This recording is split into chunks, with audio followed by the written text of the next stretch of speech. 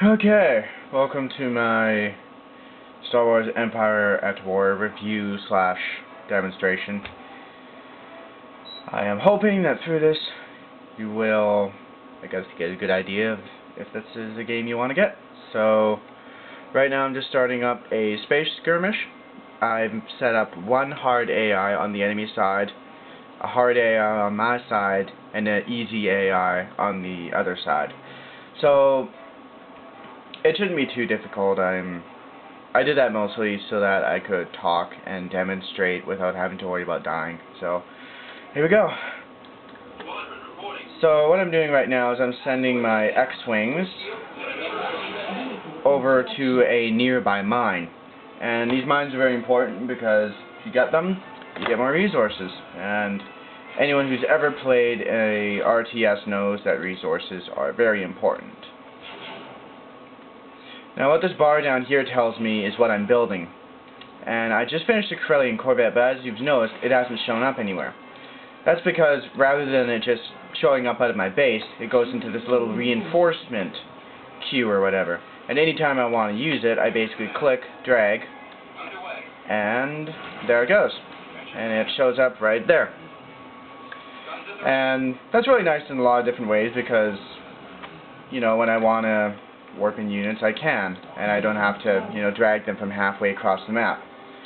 That, and it just looks really cool to warp in, 6 ships all at once into some big battle, so it adds to the coolness effect.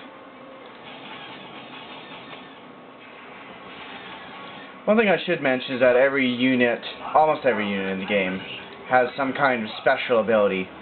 For the X-Wings, it's lock S-foils, which makes them go faster, but they don't do as much damage.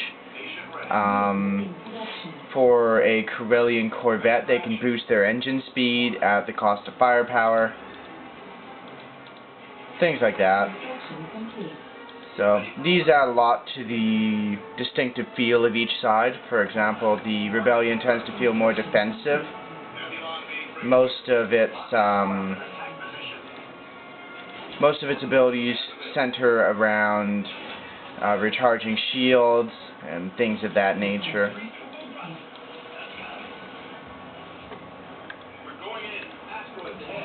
That sort of thing. These here are space platforms which you can build weapon emplacements at.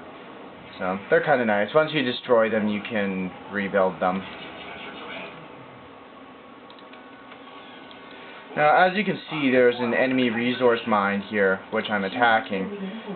Usually a pretty big part of any space skirmish is going around and raiding the enemy mines, because if you can destroy them, you deny them resources which they need to build spaceships.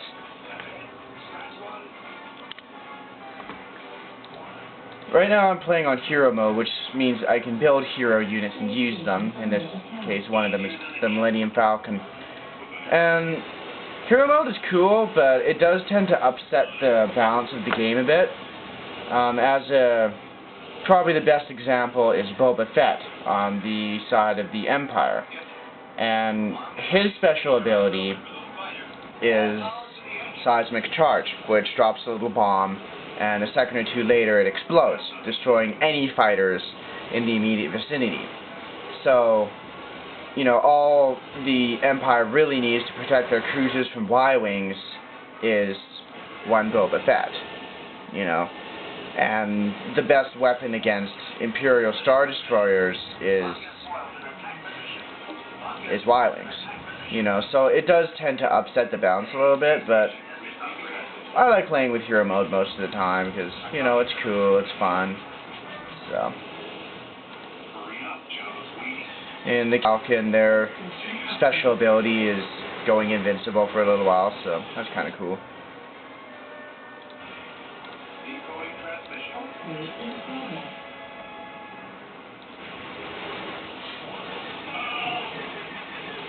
The way the system of counters work in this game is a system of hard counters.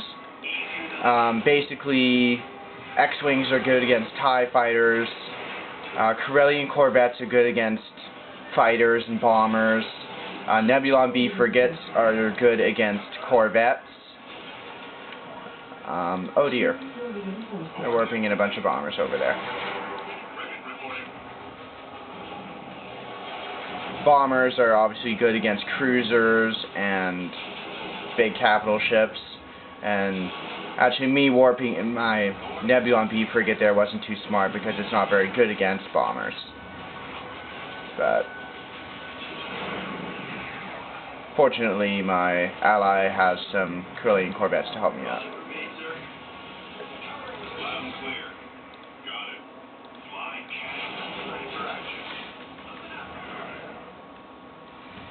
So basically, the way you get more ships is by advancing your station level, so kind of like the whole tiered system in Warcraft 3. And while you're upgrading your station, you can't build any ships. So it's kind of important to think at least a little bit before you click the upgrade button, especially in a one-on-one situation, because you won't be able to build any more ships while it's upgrading.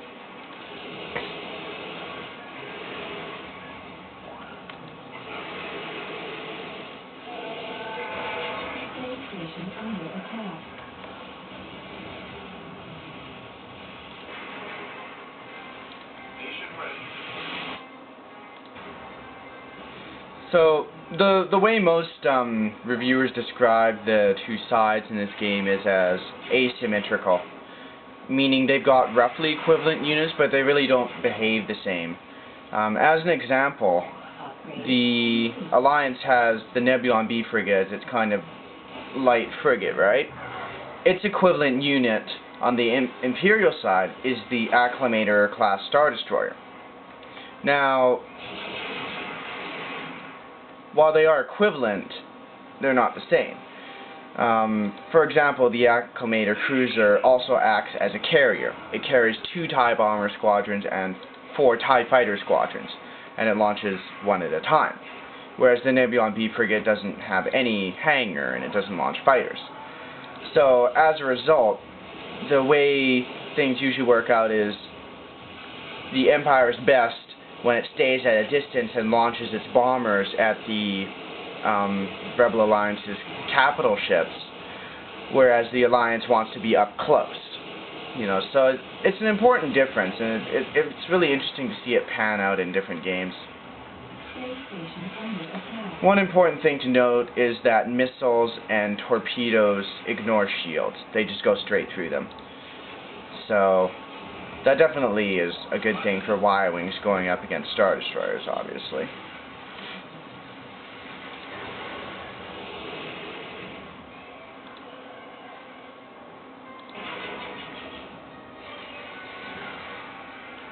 That's the Darth Vader unit over there.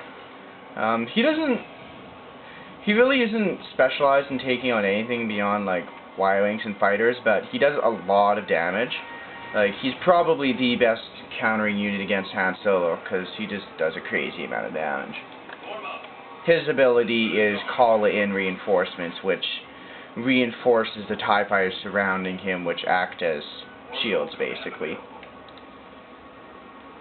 So this is kind of the Alliance's medium frigate here.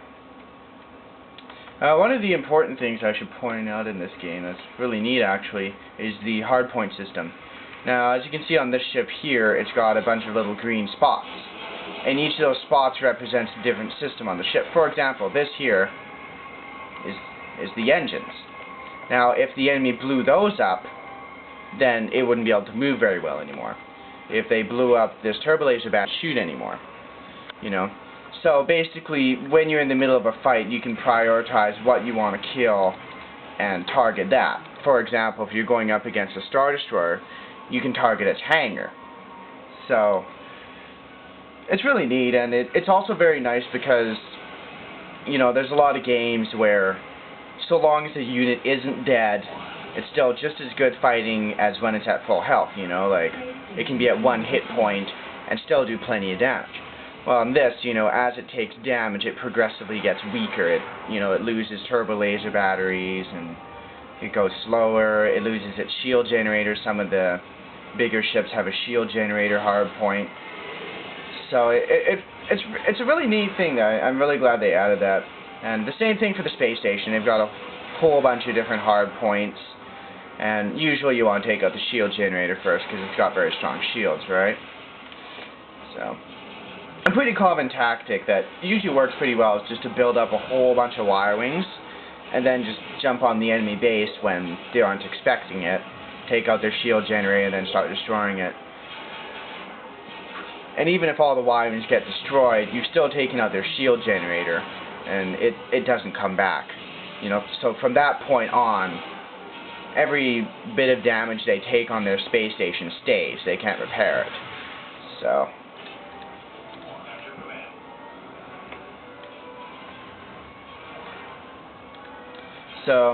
I think that sums it up pretty well, and I don't want to make this too long, so I think I'm just going to end it here. So if you have any more questions, feel free to message me about that, and yeah, if you got the game, let me know. I'd love to play with you.